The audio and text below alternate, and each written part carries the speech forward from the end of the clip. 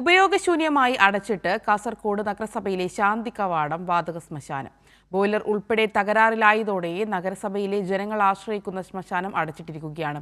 വിറക് ഉപയോഗിക്കുന്ന സാധാരണ ശ്മശാനവും മേൽക്കൂര ഉൾപ്പെടെ തകർന്ന നിലയിലാണ്.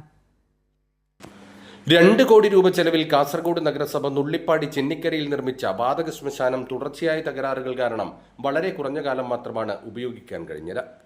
കഴിഞ്ഞ 2 വർഷമായി ശാന്തി കവാടത്തിലെത്തുന്ന മൃതദേഹങ്ങൾ വിറക് ഉപയോഗിക്കുന്ന പഴയ ശ്മശാനത്തിലാണ് ദഹിപ്പിക്കുന്നത്. വാതക ശ്മശാനത്തിന്റെ ജനറേറ്റർ പ്രവർത്തിക്കുന്നില്ല.